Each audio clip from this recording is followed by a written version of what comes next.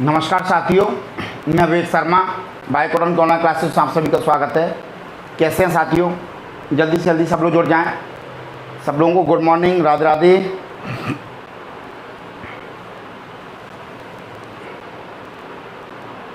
बेटा सब लोगों को गुड मॉर्निंग। सर्वेश, वर्षा, रेणु, शिवानी, अनिल, सुमन, सरोज, शैम्पी, देवेंद्र, एकता, राजा, आकाश, देवेंद्र, विनीता, गोल्डी, लीलावती जो भी है, शबाना, गौरव, सुभाष शुक्ला,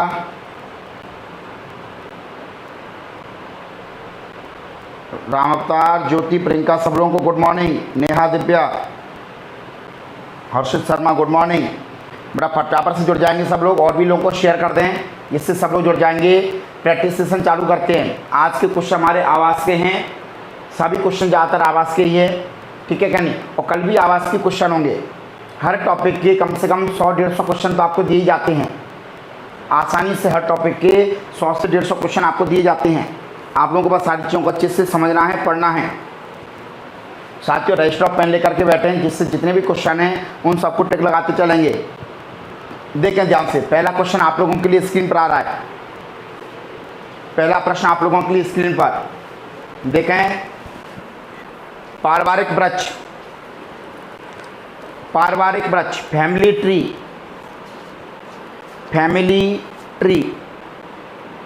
के बारे में बताएं। आंसर फटाफट से करते जाएंगे, राइट। कोई भी व्यक्ति गलत आंसर नहीं करेगा आज, कोई भी व्यक्ति गलत आंसर नहीं करेगा। सब लोग बेटा बिल्कुल सही से आंसर करते जाए। 25 क्वेश्चन है लगभग। उम्मीद करूंगा कि सब लोग 99% आंसर सही देंगे। 99% आंसर सब लोग सही देंगे, क्योंकि आप लोग बहुत ही समझदार, सुलझे हुए, ईमानदार विद्यार्थी हैं अपने। क्लियर है क्या नहीं इतनी सी बात? हाँ, तो आंसर भी सही देने का बनता है। आंसर गलत देंगे तो सारी चीज़ें उल्टी हो जाएंगी। बहुत बढ़िया, आने दो आंसर। इसी प्रकार से आंसर भी आते जाने दें, कोई तकलीफ वाली बात ही नहीं है।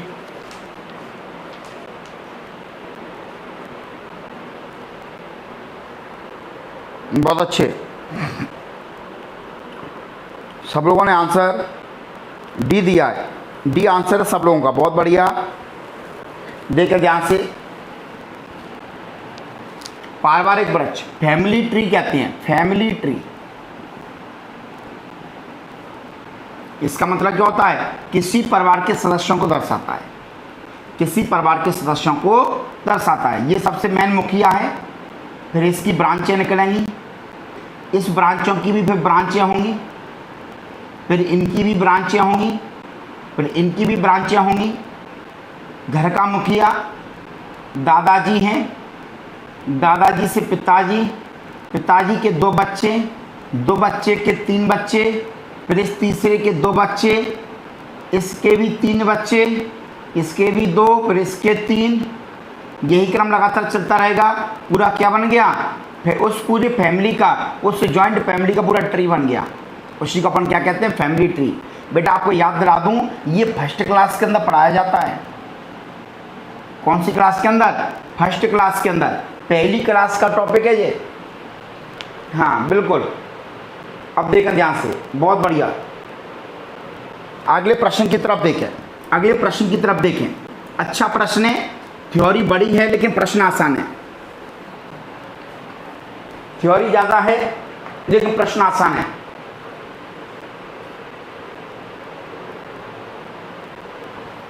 निम्न कथनों पर विचार कीजिए। बच्चे के सामाजिकरण का पाठ परिवार से शुरू होता है। परिवार से बच्चा अपनी संस्कृति को सीखता है। परिवार से बच्चा खुशी मनाना और दुख बांटना सीखता है। परिवार से बच्चा मिलजुल कर रहना सीखता है। क्या आंसर देना चाहेंगे? अब आप लोग अपने अपने परिवार में हैं, सबको सब मालूम है। अब देखते हैं गलत कौन देगा, ये देखना है मुझे।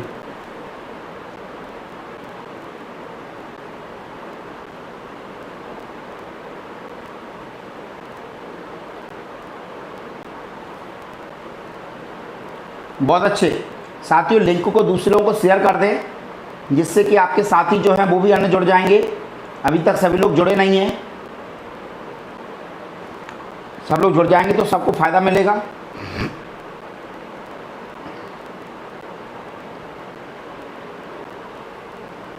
बहुत बढ़िया।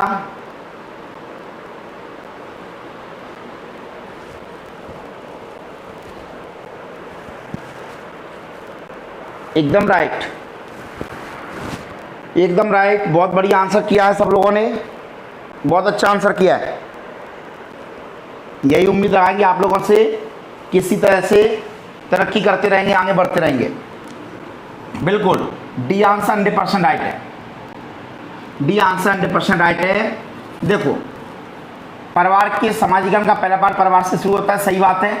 परिवार से बच्चा अपनी संस्कृति को भी सीखेगा, खुशी मनाना, दुख बांटना सब सीखेगा, मिलजुल कर रहना भी सीखता है। चारों बात आ रही है, चार बात किसमें? डी ऑप्शन में। बिल्कुल राइट आंसर है, कोई जल्दबाजी नहीं। बिल्कुल अगले प्रश्न की तरफ बढ़ेंगे साथियों हम लोग। देखें ध्यान से, कहीं भी तकलीफ लगे तो आपकी समस्या को सॉल्व करने के लिए हाजिर हैं। बस क्लास को लोगों को शेयर कर दें, जैसे सब लोग जुड़ जाएं। कल का क्वेश्चन है, बस क्वेश्चन का तरीका बदल गया है। फाख्ता अपना घोंसला कहाँ बनाती है? कल भी किया था सॉल्व, अब देखते हैं।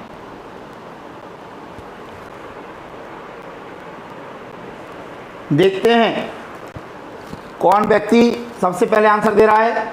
मनु गुप्ता का आंसर सी आया है, नेहा का भी आया है, सवाना का भी, सॉरी सबसे पहले सवाना, नेहा और ब्रजेल, तीनों का आंसर सबसे पहले आया है। सही आंसर, मनु का आंसर सी आया था, बहुत बढ़िया। बाकी सब लोगों ने आंसर किया है, बहुत अच्छे, लेकिन आंसर राइट कर है, राइट आंसर करें।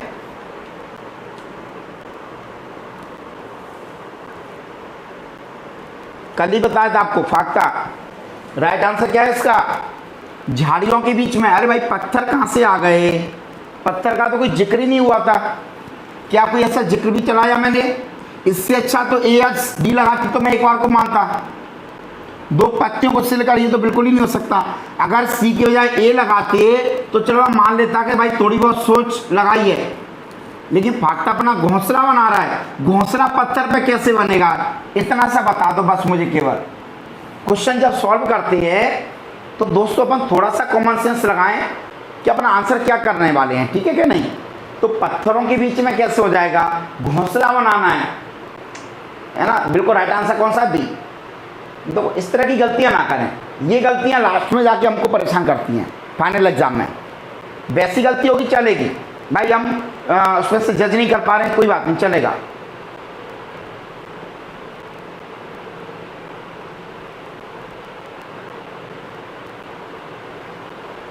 चलो कोई दिक्कत नहीं है, अगले प्रश्न की तरफ बढ़ते हैं। देखें, अगले प्रश्न की भाषा बड़ी है लेकिन आंसर आसान है, लैंग्वेज ज़्यादा है लेकिन आंसर आसान है। निम्नलिखित में से असत्य कथन है, निम्नलिखित में से असत्य कथन है।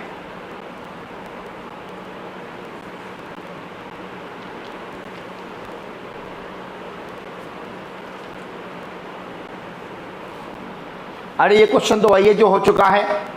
ये क्वेश्चन तो साथियों शायद कल करा दिया था मैंने, या नहीं कराया? नहीं कराया, ये वाला क्वेश्चन नहीं कराया नहीं। कोई बात नहीं, देखो कोई दिक्कत नहीं है। हाँ ये कल भी कराया था मैंने, ऐसा ही, इससे मिलता जुलता कराया था कल मैंने।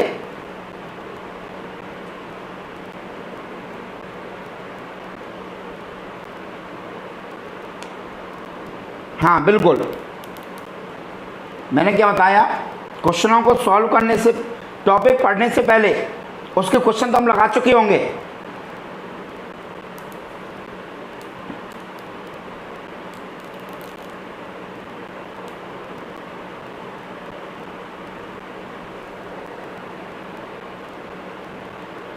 देखा ध्यान से साथियों, इसका राइट आंसर है बी बॉम्बे। बी बॉम्बे इसका राइट आंसर है। बिल्कुल। लद्दाख में पाया हुआ घरों की छतें ढलवा होती है, नहीं, ये असत्य कथन है। ये कथन कैसा है? असत्य है। बाकी सब सत्य है, ठीक है क्या नहीं? आसाम के घर जमीन से 10 से 12 फीट ऊंचे होते हैं, इग्लू गुम्बद के आकार का होता है, मिट्टी के घरों की दीवारें मोटी होती है। बिल्कुल सही बात है, तीनों पॉइंट सही है, केवल बी पॉइंट बेकार है। अगले प्रश्न की तरफ बढ़े, देखें दोस्तों, अगले प्रश्न की तरफ बढ़े। Any confusion, any problem, you can say me. ग्रामीण क्षेत्र के मकानों के ढांचे, बिल्कुल ये वाला क्वेश्चन तो हो गया, आगे बढ़ा दें।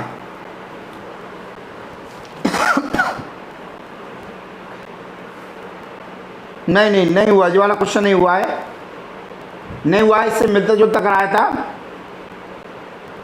मैं गांव से आया हूं, हमारे गांव में ऐसा कुछ कराया था, ये वाला नहीं कराया, ये वाला नहीं कराया। करें, इसका आंसर करें।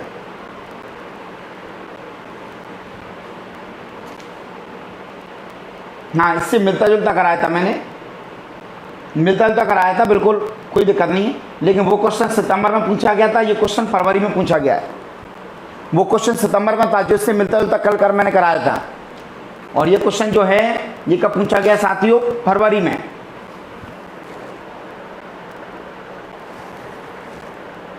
बहुत अच्छे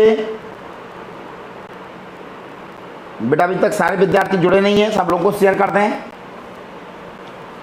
बहुत अच्छे,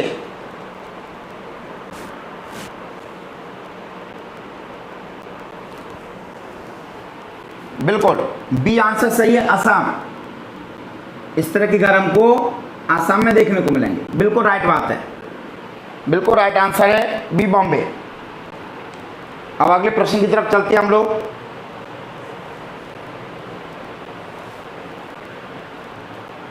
कितना सरल पौधा, आज ही बात की है, आज ही बात की हमने।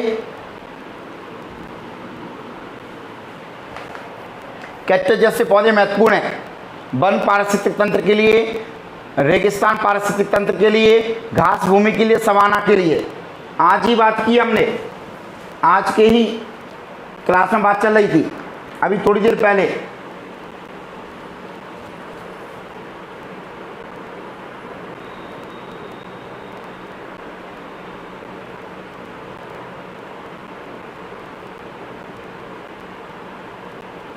थोड़ी देर पहली बात चल रही थी, बहुत बढ़िया।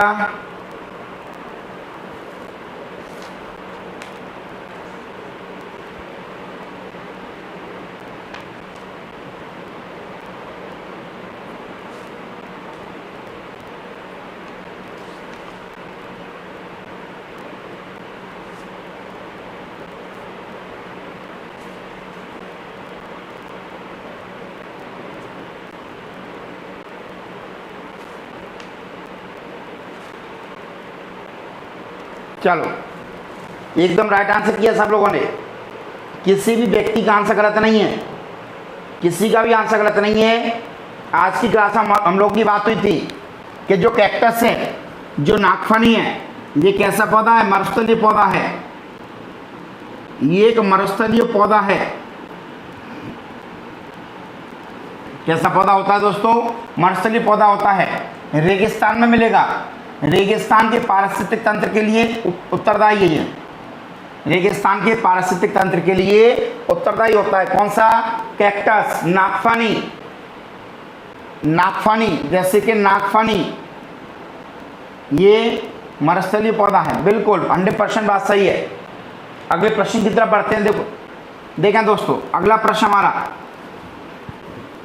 अगला प्रश्न देखें। झोपड़ी की छत में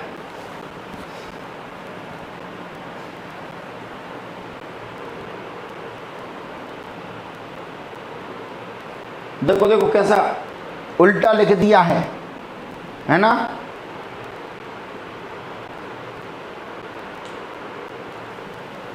बिल्कुल सही है, करें आंसर।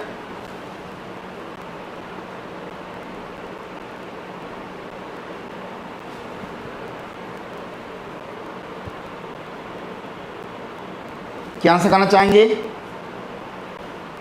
दीमक से बचाने के लिए भी तो कौन कौन सी लकड़ियां प्रयुक्त की जाती हैं?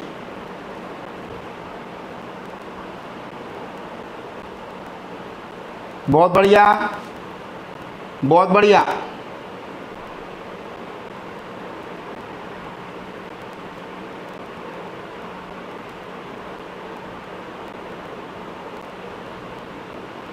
ज़्यादातर लोगों ने सही आंसर किया है इसका, ज़्यादातर लोगों ने सही आंसर किया है।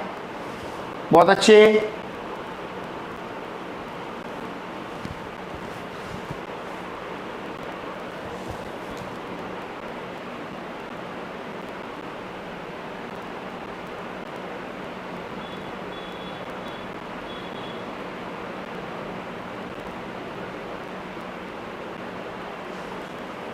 बहुत बढ़िया।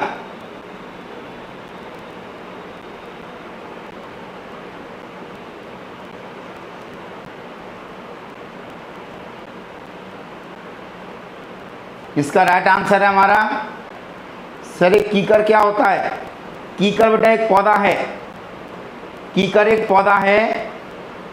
इसका नाम, कीकर को हम लोग बैक्टीरिया निलोटिका के नाम से जानते हैं। ये फ्लावरिंग प्लांट होता है, फ्लावरिंग प्लांट होता है जो कि फैबेसी कुल में आता है। कीकर एक फैबेसी कुल का पौधा है, फैबेसी कुल में अंदर आता है कीकर, जो कि एक फ्लावरिंग प्लांट है, जो कि एक फ्लावरिंग प्लांट है। ठीक है क्या नहीं? कौन? कीकर। तो इसका नीम और कीकर दोनों आते हैं। ये क्या करते हैं?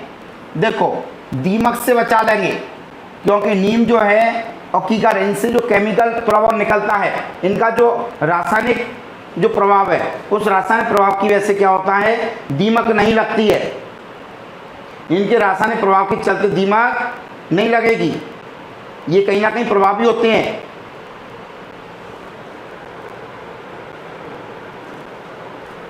चलो बहुत बढ़िया। अगले प्रश्न की तरफ बढ़ते हैं हम लोग।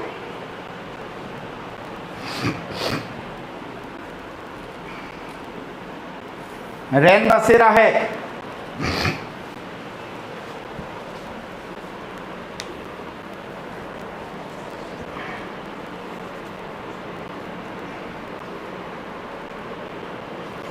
रैन बसेरा है। क्या है रैन बसेरा आप लोगों के हिसाब से?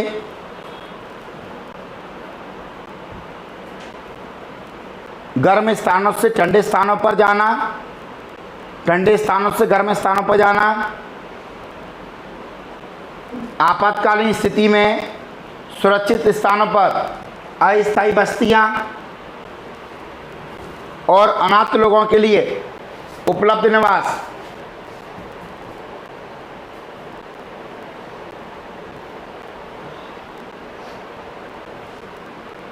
बहुत अच्छे,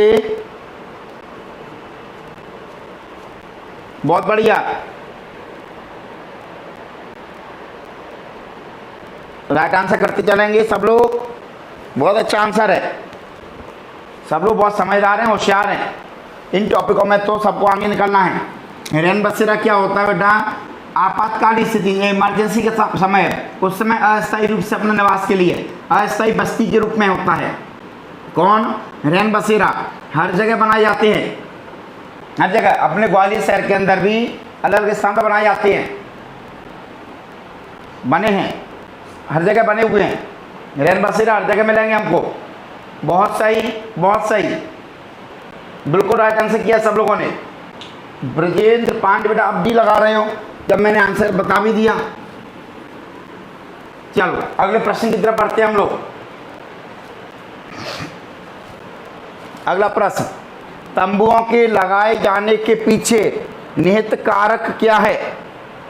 तंबुओं को क्यों लगाया जाता है? क्या कहना चाहेंगे? शिविरों के आयोजन के लिए, आश्रय प्रदान करना, प्राकृतिक विपत्तियों से रक्षा करना और उपरोक्त सभी। कब लगाए जाते हैं तंबू? बताओ। इतने सरल क्वेश्चन भी नहीं बना पाएंगे क्या हम? इतने सरल क्वेश्चन, लेकिन पेपर में तो सब तरह के क्वेश्चन आते हैं, हमको सॉल्व भी करना है। बिल्कुल, कल भी इसी आवास वाले क्वेश्चन चलेंगे।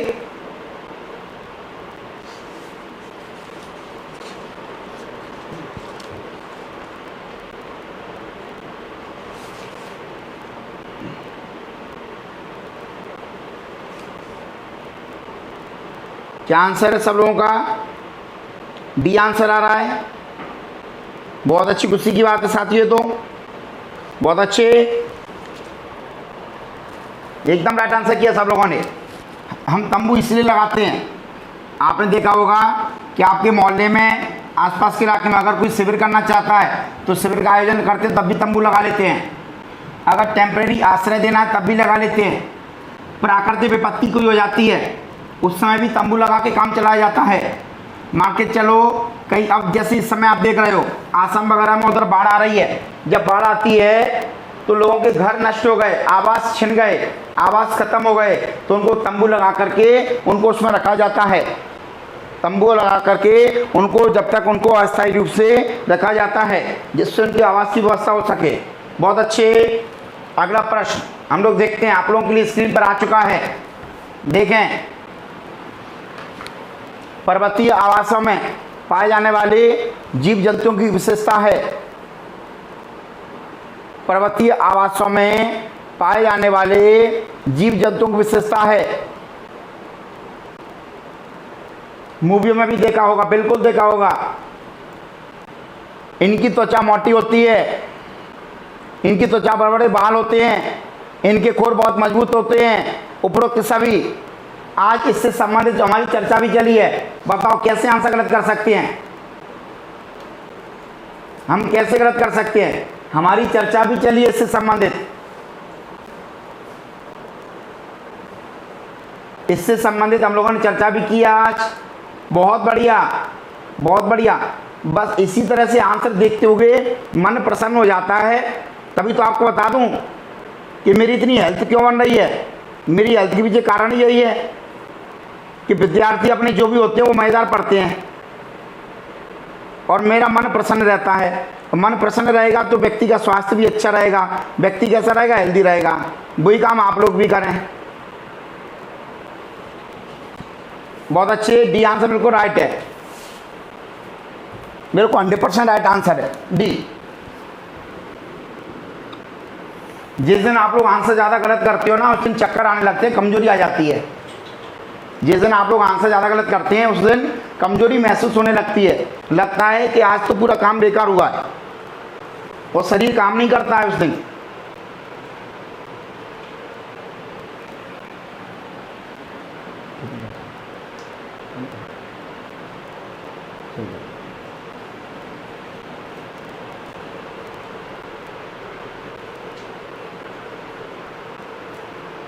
चलो बहुत अच्छे, डी आंसर 100% राइट है। चलो अगला प्रश्न देखें।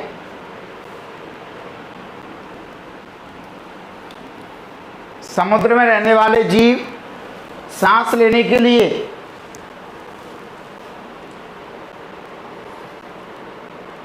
अरे क्यों भावुक मत हुआ करो, एक बात को लेकर के एक दूसरे के पीछे पड़ जाते हो, है ना? बिल्कुल।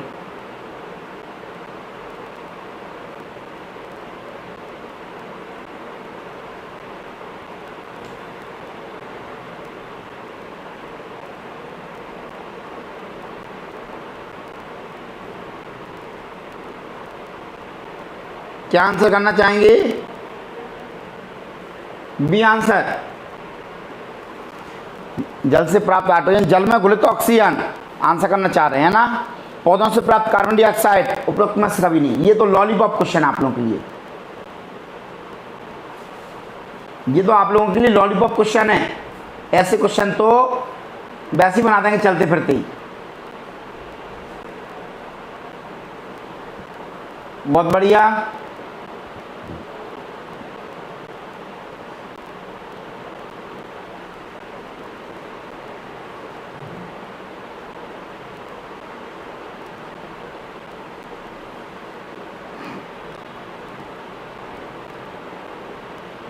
जल में घुले तो ऑक्सीजन, एकदम राइट आंसर है।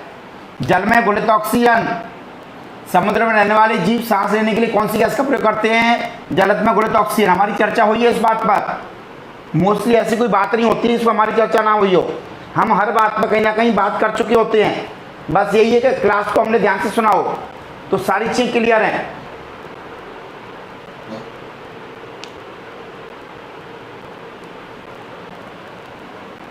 चलो देखें अगला प्रश्न, अगला प्रश्न देखें फटाफट से।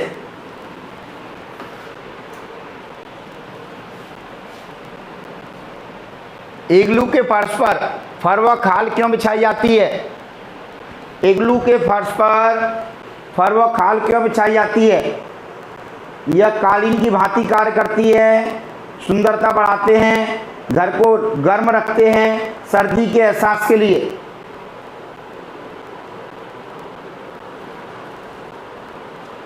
अरे अब आपस में ज़्यादा बहस मत करो, इतनी बातें ना करो, पढ़ाई पे दिमाग लगाओ। इग्लू के फर्श पर फर व खाल क्यों बिछाई जाती है?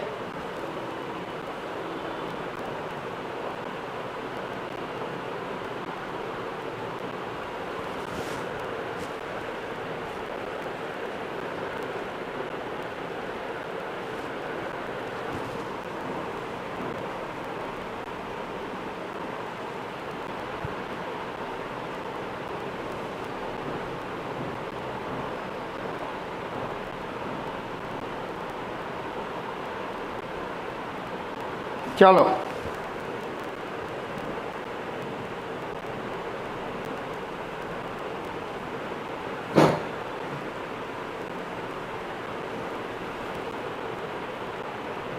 बहुत बढ़िया,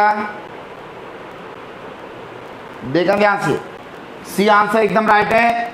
घर को गर्म रखते हैं। घर को इग्लू कहाँ पर बनाए जाएंगे?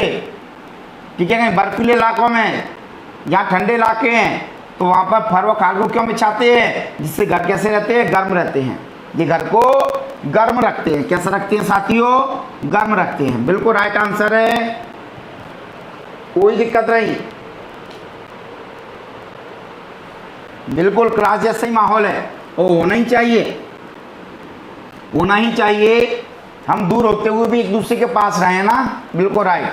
अगला प्रश्न देख लो। चलो इसी खुशी में अगला प्रश्न देख लो।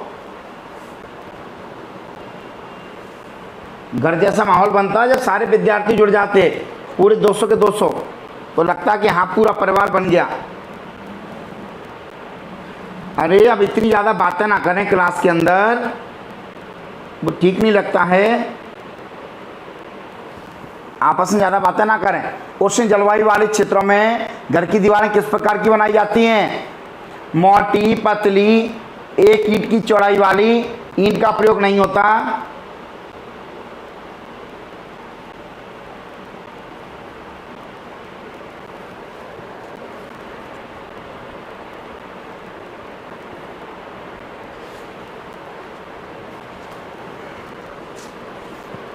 चलो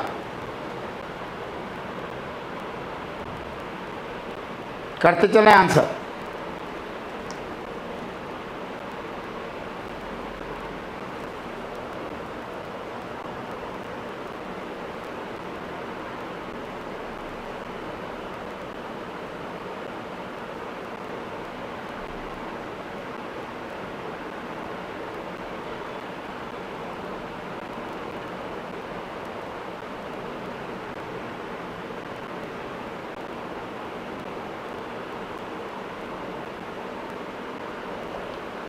चलो देखा ध्यान से, इसका राइट आंसर क्या है?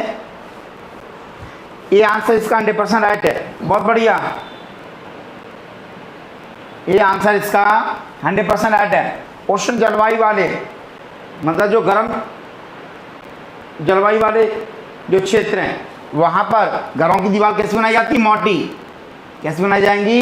मोटी बनाई जाती हैं। बिल्कुल राइट बात है, जिससे कि मकान अंदर से थोड़ा सा ठंडे रहेंगे। जो घर हैं वो अंदर से कैसे रहेंगे? ठंडे रहते हैं। बात समझ आ रही है आपको? बिल्कुल राइट आंसर है ए। अगला प्रश्न देखें, अगला प्रश्न देखें।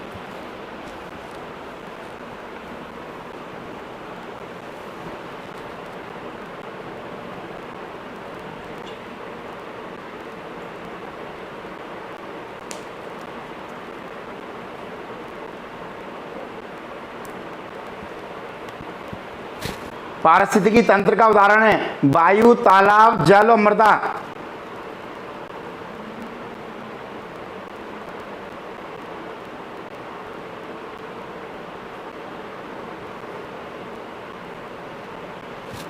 वायु, तालाब, जल और मृदा। क्या आंसर करना चाहेंगे? फटाफट से करते चलें, 15 मिनट के अंदर क्वेश्चन सारे हो जाएंगे। 15 मिनट के अंदर सारे प्रश्न सॉल्व हो जाएंगे। अभी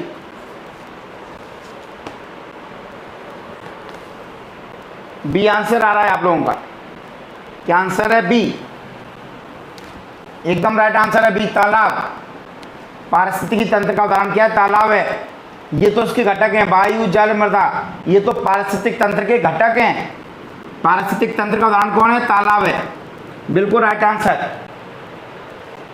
अगला प्रश्न देखें, अगले प्रश्न को देखें। देखो मैंने बताया था वायु, जल और मृदा ये तीनों तो पारिस्थितिक तंत्र के घटक हैं, और तालाब खुद क्या एक पारिस्थितिक तंत्र है। सबसे बड़ा समुद्र का है। बिल्कुल सही है। मरुस्थलों में रहने वाले जंतु दिन के अधिक ताप से बचने के लिए क्या करते हैं? ये क्वेश्चन पढ़ाया हुआ आपको। शीत निष्क्रियता, ग्रीष्म निष्क्रियता,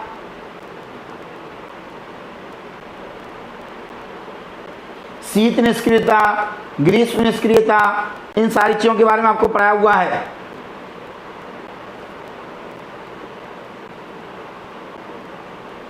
चलो आंसर करते चलेंगे और आगे बढ़ते जाएंगे।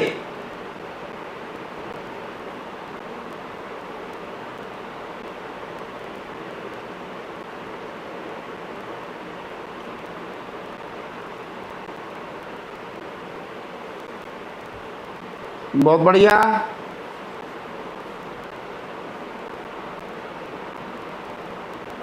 इतने सरल क्वेश्चन आने वाले हैं अभी कि सब लोग देखते से कहेंगे सब मजा आ गया।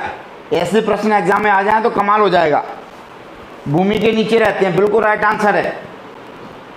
भूमि के नीचे रहते हैं, भूमि के नीचे रहते हैं, बिल्कुल राइट आंसर है। अगला प्रश्न देखें, फटाफट से देख लें।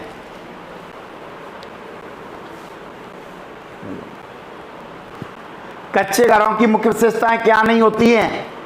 दीवारें कच्ची ईंटों की, झोंपड़ियों सदैव मजबूत और स्थायी, इन्हें प्रतिदिन गोबर से लीपना पड़ता है, इन पर चूने की पुताई होती है। कच्चे घरों की मुख्य विशेषता क्या नहीं है?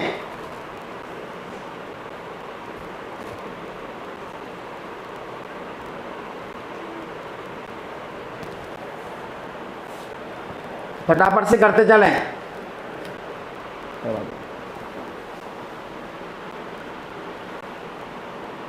क्या है इसका राइट आंसर?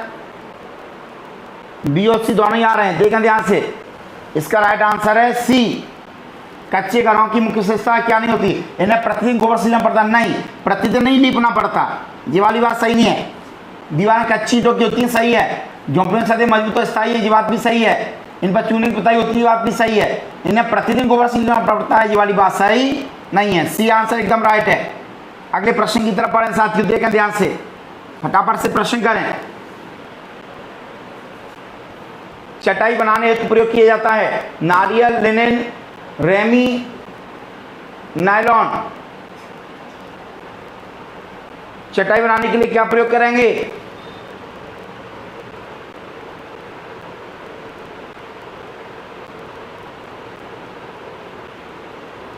उसने पूछा था क्या विशेषता नहीं है, तो सी वाली विशेषता नहीं थी। चटाई बनाने हेतु प्रयोग किया जाता है, क्या आंसर करेंगे?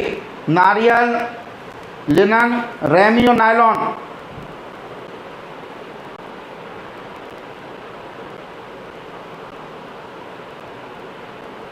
एक दूसरे की कॉपी करने के लिए तैयार रहते हैं।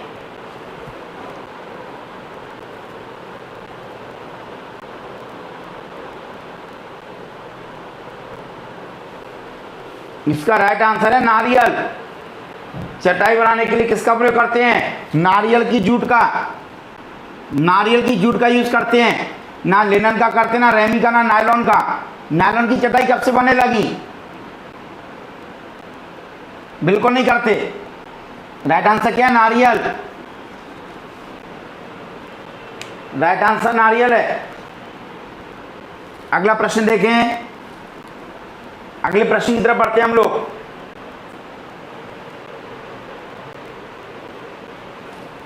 वस्त्रोपयोगी रेशों का मुख्य गुण, वस्त्रोपयोगी रेशे का मुख्य गुण क्या होता है? जो रेशा कपड़ा बनाने के लिए यूज करते हैं उसका मुख्य गुण क्या होता है? मजबूती होनी चाहिए, उसके अंदर चमक होनी चाहिए, प्रत्यास्थता होनी चाहिए, मतलब खिंचने वाली प्रवृत्ति। और डी सभी क्या गुण होना चाहिए? क्या आंसर करेंगे? साथ ही जो नए लोग हों वो चैनल को जरूर सब्सक्राइब कर लें, बेल आइकन कर लें।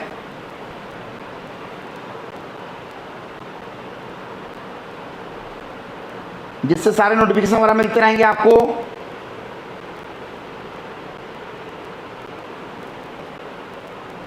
बिल्कुल देखें, डी आंसर एकदम सही है, डी आंसर सही है। ये तीनों गुण होने चाहिए, वस्त्रोपयोगी रेशे का मुख्य गुण। अगला प्रश्न देखें, अगला प्रश्न देखें। निम्न में से मानव निर्मित कृत्रिम तंतु कौन सा है? मानव निर्मित कृत्रिम तंतु, फटाफट से करें, 4-5 क्वेश्चन और हैं, फटाफट से करें, जल्दी जल्दी करें दोस्तों।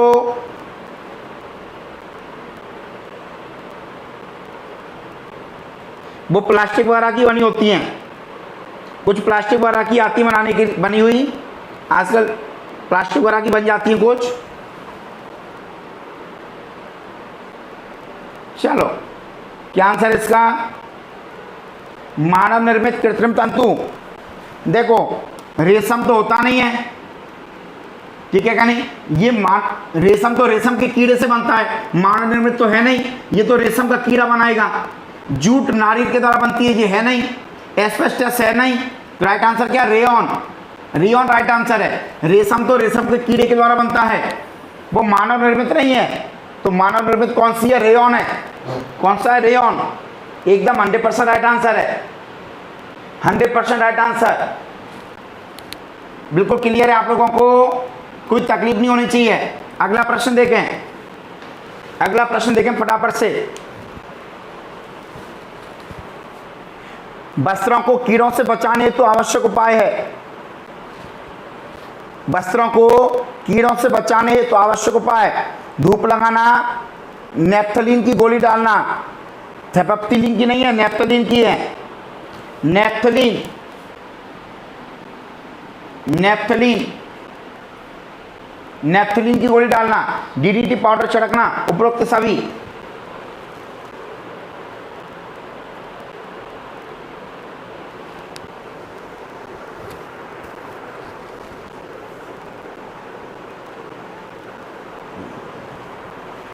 वस्त्रों को कीड़ों से बचाने के लिए क्या आवश्यक उपाय है?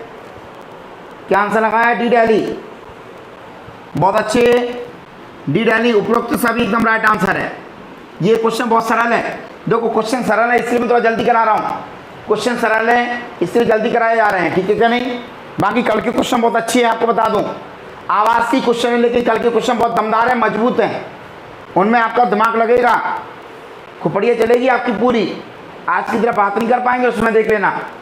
अगला प्रश्न देखें आप लोगों के लिए स्क्रीन पर। रंगीन वस्त्रों को अधिकतम कितने तापमान पर वाले गर्म पानी में उबालना चाहिए? अधिकतम पूछा है, न्यूनतम नहीं। डीडीटी का फुल फॉर्म बता दें आप लोग, सब लोग पढ़ा हुआ है। Dichloro diphenyl trichloro ethane, dichloro diphenyl trichloro ethane, बिल्कुल डीडीटी का पूरा नाम। बड़ा जो नए विद्यार्थी हैं वो चैनल को जरूर सब्सक्राइब कर लें।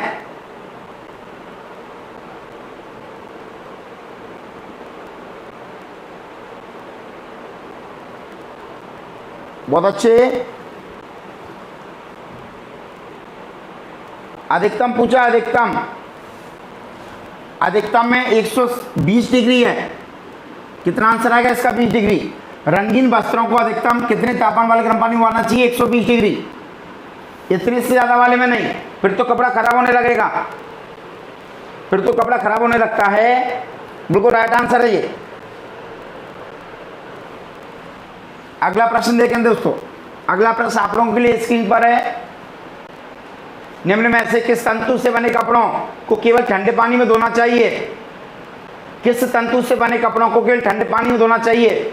ऊन, रेयॉन, नायलॉन, सिल्क।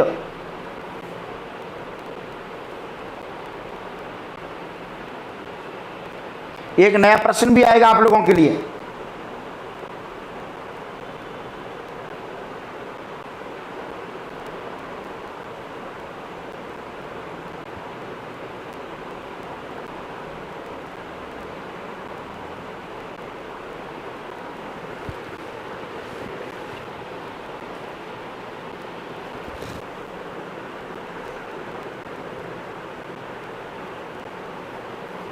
बहुत अच्छे।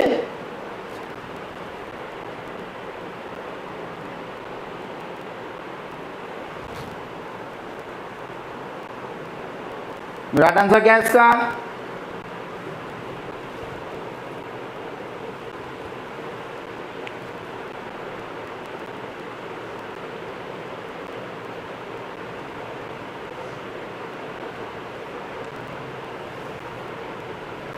इसका राइट आंसर है ए, ऊन।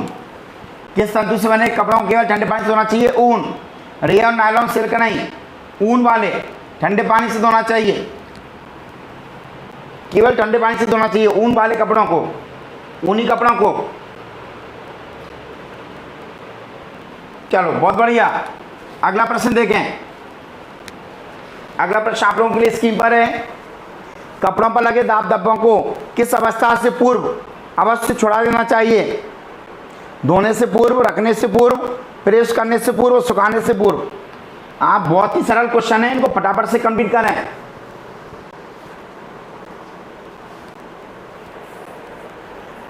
इतने सरल क्वेश्चन आपको अब आगे मिलने वाले नहीं है, आपको बता दूं। इतने सरल प्रश्न आपको नहीं मिल पाएंगे।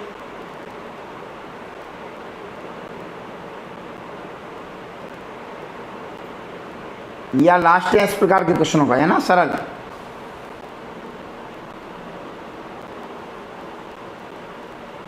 बहुत बढ़िया। अभी भी देखो इसमें भी तो गलत कर देते हैं कुछ लोग। समस्या ये है कि इन क्वेश्चनों को भी गलत कर रहे हैं कुछ लोग। सी आंसर सही है। किसी ने बी भी लगाया है, रखने के पूर्व, अरे प्रेस करने से पूर्व कर लो। बिल्कुल राइट आंसर है सी। अगला प्रश्न देखें। अगला प्रश्न, रसोई घर के अंदर काम करते समय पहने जाने वाला वस्त्र है कुर्ता, साड़ी, इनमें से कोई? अच्छा एक छूट गया इसमें, जो सही है वही तो छूट गया। बी एप्रेन। एप्रेन बी ऑप्शन है। बी ऑप्शन कौन सा है? एप्रेन। वैसे एप्रोन कहते हैं सही। एप्रेन तो बोलने में आता है, सही नाम उसका एप्रोन है।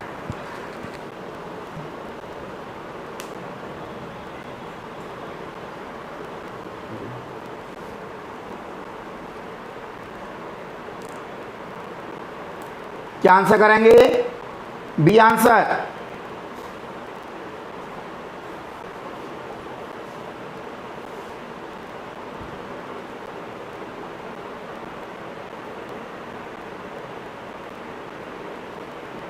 चलो बहुत अच्छे, बहुत बढ़िया।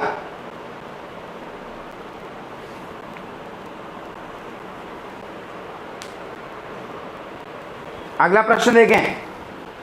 लगभग लास्ट प्रश्न है आज का, देखें ध्यान से, आंसर सही करना। रेडीमेड वस्त्रों की शुरुआत किस देश से हुई थी? America, France, Nepal. रेडीमेड वस्त्रों की शुरुआत किस देश से हुई थी? लास्ट क्वेश्चन है आज का, इसका आंसर सही करते हैं तो मन थोड़ा सा ठीक रहेगा।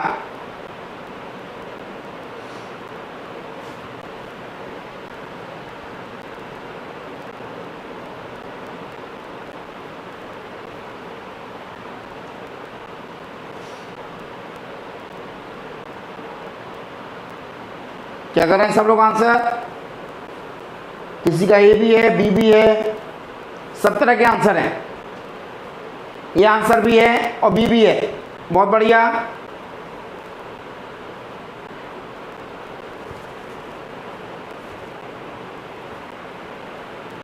रेडीमेड वस्त्रों की शुरुआत किस देश से हुई थी?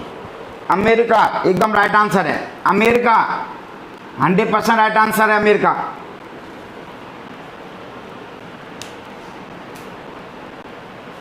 राइट आंसर है अमेरिका। तो साथियों ये आज के हमारे प्रश्न थे, जो महत्वपूर्ण प्रश्न हम लोगों ने किए, महत्वपूर्ण प्रश्नों को हम लोगों ने देखा। साथियों सब लोगों को बहुत बहुत धन्यवाद, सब लोग जुड़े, मेहनत की, आप लोगों ने पढ़ाई की, इसी तरह से पढ़ाई करते रहेंगे। फटाफट से अपने नंबर बता दें मुझे, जिससे फिर हम लोग आगे बढ़ेंगे।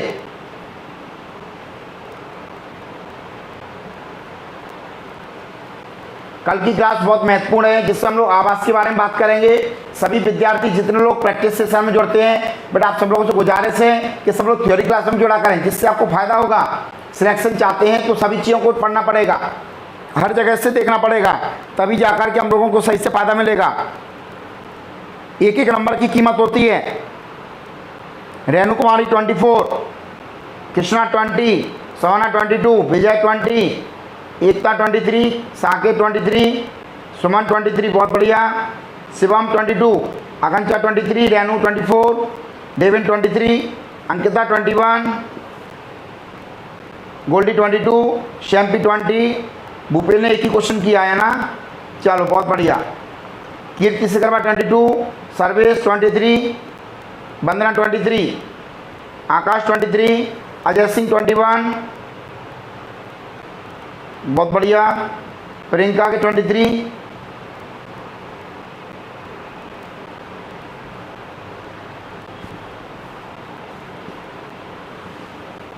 साथियों सब लोग क्लासों को शेयर करें, लाइक करें, बाकी लोगों को भी सेंड करें। बेटा लाइक तो सभी लोग कर ही सकते हैं, किसी को कोई तकलीफ नहीं होनी चाहिए। इतने लोग पढ़ते हैं, थोड़ा सबको अच्छा लगता है तभी तो पढ़ते हैं, इसलिए बेटा आप लोगों से गुजारिश है कि सब लोग लाइक कर दिया करें, कोई दिक्कत नहीं है। और बिल्कुल मन नहीं करता है तो कोई दिक्कत भी नहीं है, नहीं करें, लेकिन इतना तो बनता है। तो साथियों कल सुबह 8 बजे हम लोग की फेस की क्लास है, 9 बजे अपनी आवास वाले टॉपिक की क्लास है, और 10 बजे प्रैक्टिस सेशन है अपना, ठीक है क्या नहीं? जो शेड्यूल अपना जैसा है वैसा ही शेड्यूल है अपना, ठीक है क्या नहीं? कोई इसमें बदलाव नहीं है, कोई कुछ नहीं है, इसलिए सारी क्लासों को अच्छे से देखते रहें, पढ़ते रहें, ठीक है साथियों। बहुत बहुत धन्यवाद।